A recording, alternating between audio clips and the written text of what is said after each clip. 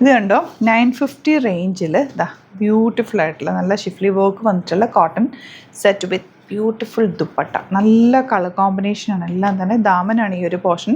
Lace detailing നല്ല ഭംഗിയാണ് താഴത്ത് വരുമ്പോഴേ. താഴേക്ക് ആ ഒരു ബോർഡേഴ്സും കൂടി വരുമ്പോൾ ബ്യൂട്ടിഫുള്ളാണ്. ഇതൊക്കെ തന്നെ യുണീക്കായിട്ടുള്ള സെറ്റാണ്. അതായത് ഈ ഒരു പ്രിൻറ്റിൽ ആണ് മൾട്ടിപ്പിൾ പീസസ് വരുന്നത്.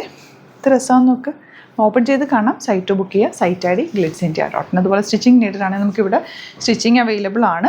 അപ്പോൾ ഈ സെറ്റ്സ് എപ്പോഴും നല്ല പെർഫെക്റ്റ് ആയിട്ട് സ്റ്റിച്ച് ചെയ്തിടുമ്പോഴാണ് അതിൻ്റെ ഒരു ഭംഗി. നന്നായിട്ട് തന്നെ തയ്ച്ചിടുക. ഏത് റേഞ്ച് കുറഞ്ഞതാണെങ്കിലും റേറ്റ് കൂടുതലാണെങ്കിലും തയ്ച്ചിടുമ്പോഴാണ് ശരിക്കും പറഞ്ഞാൽ ചുരിദാർ സെറ്റ്സിൻ്റെ ഭംഗി. അപ്പോൾ നീറ്റായിട്ട് ചെയ്തിടാൻ നോക്കുക.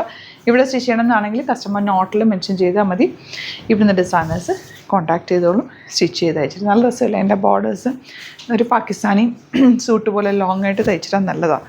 ദുപ്പട്ടയും എലഗൻറ്റ് ദുപ്പട്ട ആൻഡ് ബോട്ടം. ഇത് 950 മാത്രമാണ് റേറ്റ് വരുന്നത്. കളേഴ്സ് എല്ലാം നല്ല സറ്റിൽ ആൻഡ് എലഗൻറ്റ് കളേഴ്സാണ്. നല്ല പ്രിൻറ്റും നല്ല ഭംഗിയുണ്ട് ദുപ്പട്ട. ആൻഡ് ക്യാരി ചെയ്യാൻ ഈസി ആയിട്ടുള്ള ഫാബ്രിക്കുമാണ്. നല്ല സോഫ്റ്റ് ഫിനിഷുമാണ്. ഇങ്ങനെ നോർമൽ ലൈനിങ് യൂസ് ചെയ്തിട്ട് സിമ്പിളായിട്ട് തയ്ച്ചാൽ മതി. അതിനകത്ത് പ്രത്യേകിച്ച് പാറ്റേൺസ് ഒന്നും ചെയ്യേണ്ട. ഓൾറെഡി ആ ലേസ് ഡീറ്റെയിലിങ്ങും ആ ദുപ്പട്ടയുടെ ഒരു ഭംഗിയൊക്കെ രസമാണ് കേട്ടോ. സിമ്പിൾ നെക്ക് എടുക്കാം. സ്ക്വയർ നെക്കോ റൗണ്ട് നെക്കോ ഒക്കെ എടുത്തു കഴിഞ്ഞാൽ നല്ലതാണ്. വാഷ് കെയർ നോർമൽ വാഷ് ചെയ്യുക, തിരിച്ചിട്ട് ഉണക്കുക, അതുപോലെ ഷെയ്ഡിലിട്ട് ഉണക്കുക. വെയിലത്ത് ഒരു പ്രൊഡക്റ്റും നിങ്ങൾ ഇടരുത്.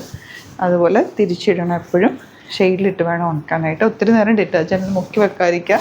അങ്ങനെയൊക്കെ ചെയ്ത് കഴിഞ്ഞാൽ തന്നെ നന്നായിട്ട് ഫാബ്രിക് ലാസ്റ്റ് ചെയ്യും. നല്ല റൈറ്റാണ്. വേഗം ഒന്ന് ബുക്ക് ചെയ്തു.